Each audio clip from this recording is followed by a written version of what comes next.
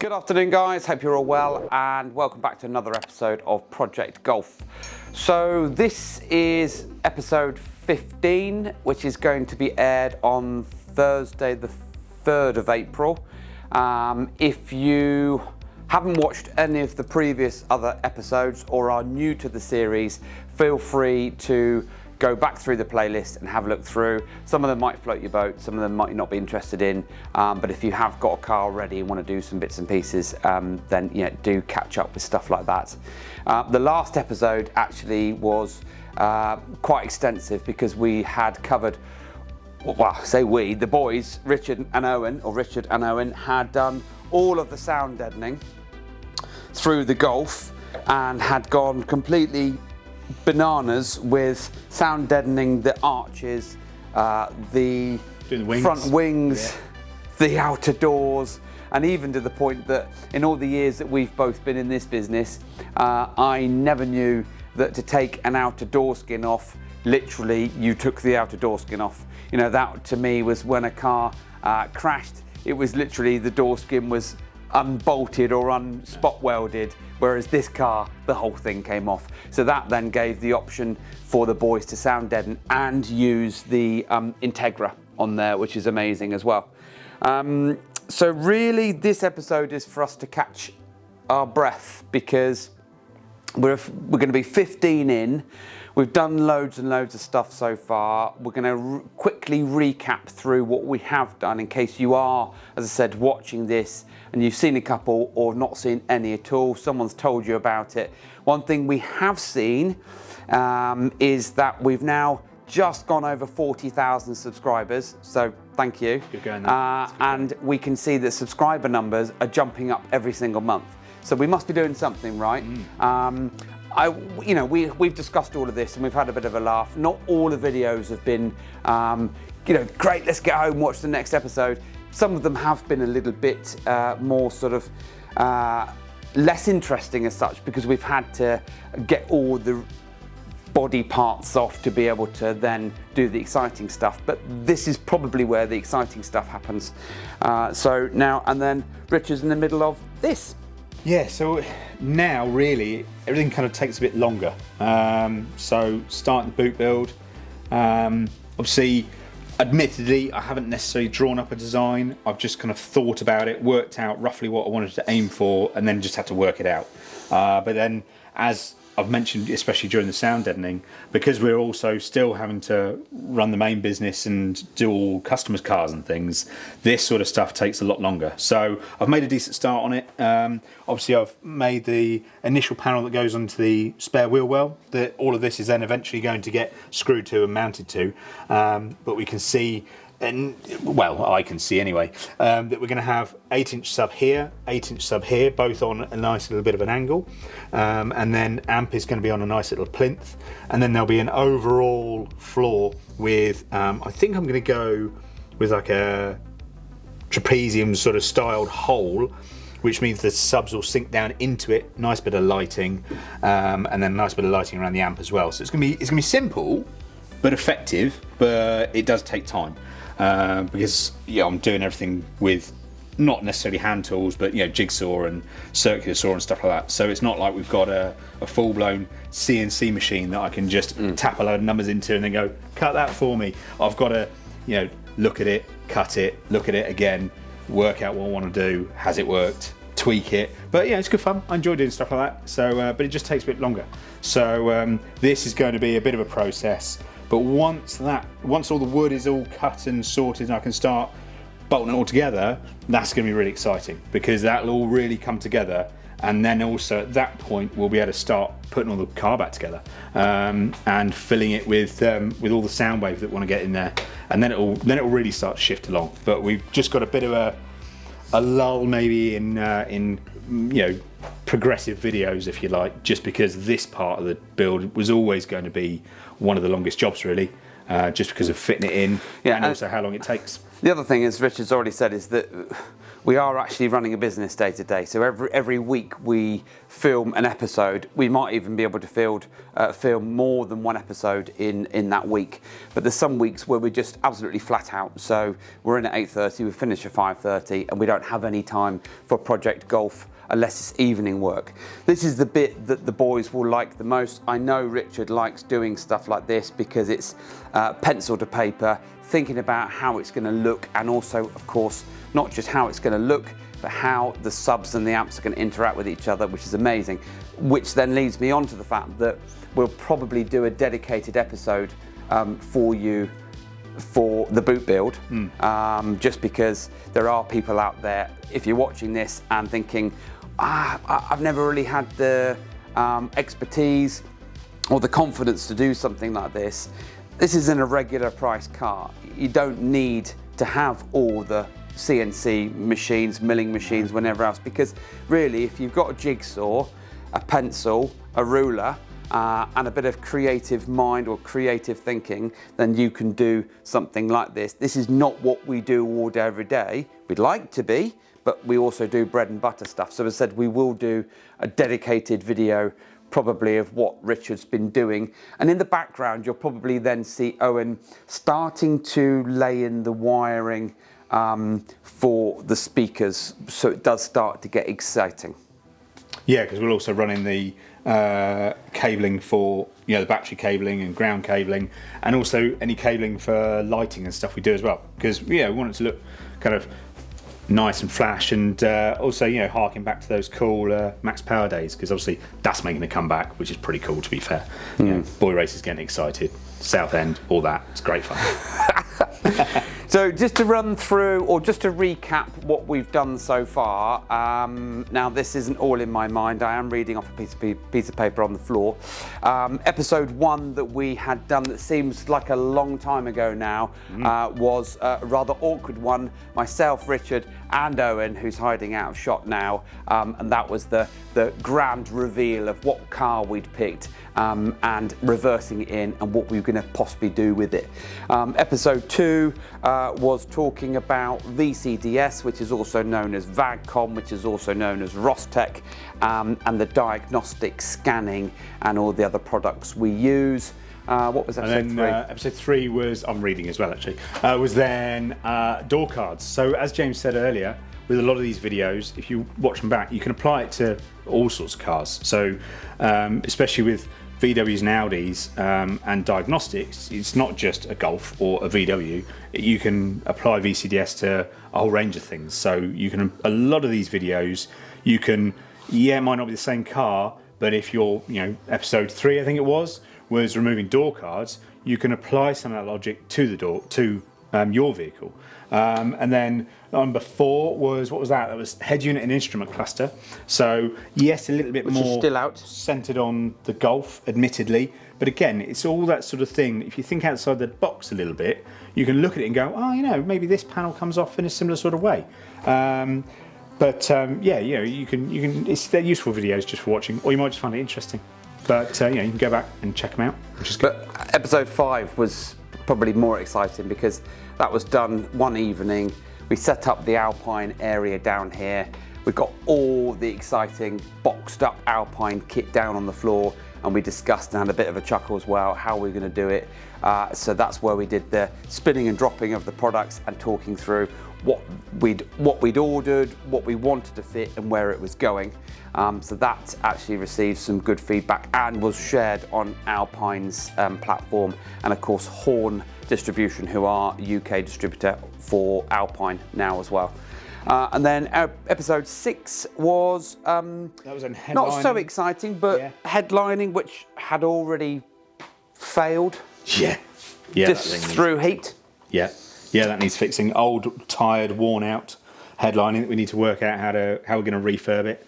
And then you've got all your B pillars, your C pillars, your A pillars, all of that to enable the headlining to drop out. You've got your interior lights, you've got your door your grab handles, and everything else, which came out. And again, not so exciting, but it does mean that with the headlining out, we now need to think about, we can't put it back in the state that it's in, so we'll probably do something. Owen is probably already thinking right now that he wants his Starlight set up in there, which we haven't said no to yet, but we'll have to think about. If he wants to wire it up, then he can have it. That's fine. It's not a problem at all. Then we moved on to removing seats. And what was the other thing we did? We did seats. Oh, and all the centre console. Yeah, we did all the centre console. That was fun. Well, it's certainly going to be fun putting it all back in and remembering where it all goes. We might have to watch the video back and just play it and rewind, because that's going to be interesting. Trying to put we've got a box of screws. Yeah, exactly. So screws and that's clips. Going to be a fun one. Putting all that back in, but that was interesting as well. You might have found that interesting if you've got weird rattles going on or something's broken. Getting in and taking shark that fin. out. That's useful. Shark fin antenna. Fit shark fin. Show you how to do that. Routing all through. Show you how we fit stuff and run cables and things. Of course, it's much easier when the car's in bits. Granted, we appreciate that, because the majority of the shark fin antennas that we fit here, whether it's the FM and DAB or the FM, DAB and GPS, we still have to use cable routing tools, whereas we had the luxury of the headlining down, so we were able to cable tie and clip or use masking tape to hold the cabling along. But that's just because that was part of the build. Yeah. Episode 9 was then Martin lowering the Golf on stance coilovers and getting it sitting a bit better, a bit more of a stance to it. So that was a good one. Just no pun intended. Not so much of a how-to of things, but you could see how it's done. And yeah, did a good job of it. It looks like and it's made a massive difference. It sits much nicer now. And all we've got to do is, we are still looking, but we're looking for a nice set of wheels just to complement the look and feel of the car. But we have to think about also, importantly, budget. And we don't want to spend £500-600 quid to £1,000 on a set of wheels that then outvalue the car. So we're on the hunt for those at the moment. The amount of sound deadening we've done and the amount of audio that's going in it's probably going to outvalue the car anyway, really, isn't it? True. So, yeah, true. And then what did we do then? Oh, that was comfort mat. That was the big one. Yeah. Through all the comfort mat. Yes. Yeah. Talking through had everything again all laid out.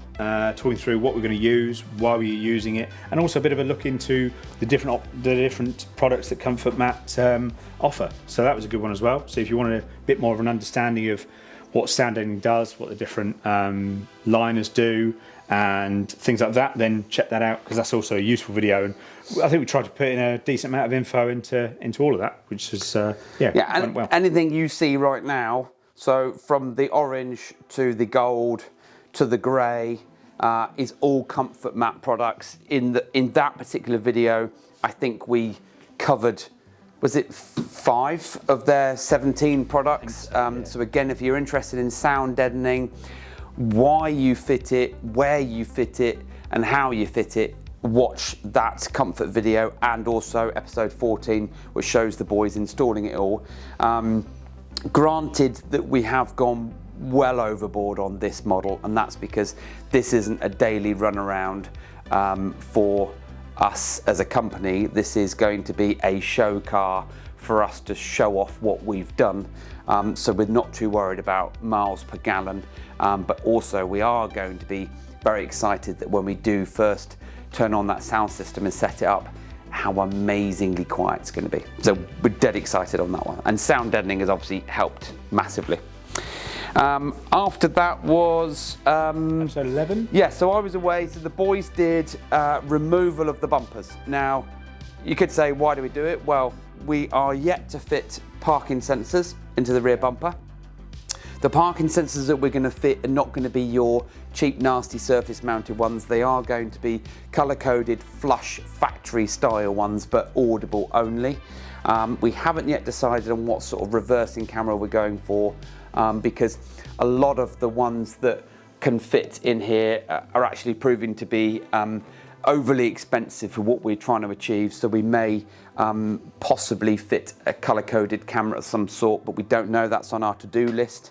And then also showing you how the bumpers come off and why you would take them off. But as it happens, the car does need some body shop treatment, so we're taking it down to Nick, Nuffield Accident Repair, down here in Poole, who we've worked with closely for 20 plus years, and he will work his magic on the age-related scuffs and a couple other things. There's a slight crease on the back door here, so that will all be sorted for its little makeover. Yeah, and then that leads on to episode 12, which is where all the sound deadening starts, really. We talk about removing the outer skins of all the doors, which was a cool one, because like James said earlier, it was totally different to how we normally sound deaden the outer skin of doors. Normally we have to get in through the regulator panel, remove all of that, and then you kind of poking your hands in. But Owen had the freedom of just having the outer skins on the trestle and was just able to lay up the sound deadening straight onto them. So, and then like I said, that's where all the sound deadening started, really. We did little bits and pieces from there on. Moved on to episode 13 of removing all the carpet again, so you might be able to find a leak or an issue or something that's going on, but also made it easier for us to get in, clean all the surfaces, and just start winding down all the sound deadening, really. And big job. It was good. Yeah. And that's the reason why this car is now incredibly heavy, but should be whisper quiet, because of the fact that even the whole of the floor has been sound deadened, and the roof as well. And then obviously that leads us on to 14, which is I started at the beginning of the video, which is all of the sound deadening, and here we are at 15. So we're now, I expect you're saying, well, what's next? Well, there's loads of stuff next. Yeah, we have head units go in. Yeah. So we can show all the head unit going in. That'll then take into account all the connections for the shark fin, anything else, in terms of reversing camera and things like that. Steering wheel controls. Yes, steering wheel controls, because yes, it has got that.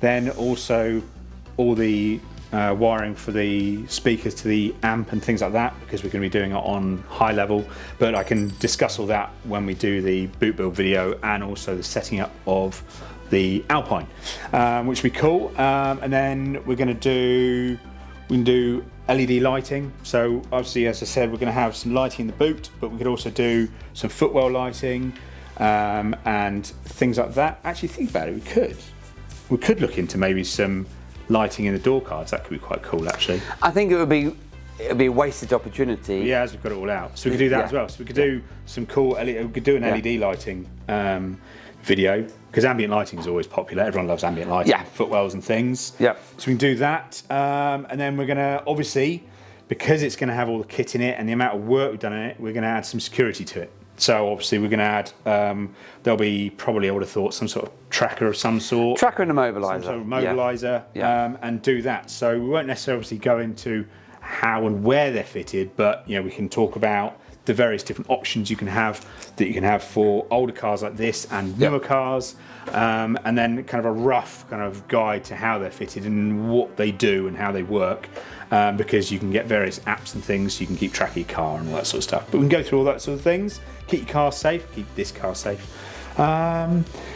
And then I guess anything else that grows along the lines. And there are quite a few other things, because on the list we had initially created, we were talking about painting calipers, because the wheels that we're going to choose are going to be bigger and probably have some spaces in between for us to look at the calipers, and we don't want to look at the old rusty original ones from 2008.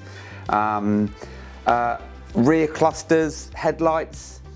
I don't know anybody that's got a car that's 10 years old or over and hasn't had some kind of sun fade from the I mean, what is it? It's polycarbonate or whatever material it is. They start to fade and crack, so we'll be able to hopefully bring that back a bit wet and dry, and a mop to bring those back to life. And then other general things. So we did talk about wing mirrors, but that'll probably go down and be covered by the body shop. And then one of the exciting things we will be doing is, obviously once all the speakers start to go in, which starts to get really exciting, we'll be talking to horn distribution, i.e. Alpine, to decide about a body wrap or some decals so that we can start joining them on some of their shows. We don't know when, because we don't know when the vehicle is going to be ready, but it doesn't matter, because this vehicle is going to be heavily used in some of their shows up and down in the UK. Yeah, it's going to be good. So it's exciting. So lots to watch back, you can check out, and lots more to come. as it grows and goes from there. Yeah. So stay tuned, guys. As I said, if you are new to the series, take time to have a watch through and make sure you hit the subscribe button and follow us on socials if you want to. And we'll see you on the next episode. See you later.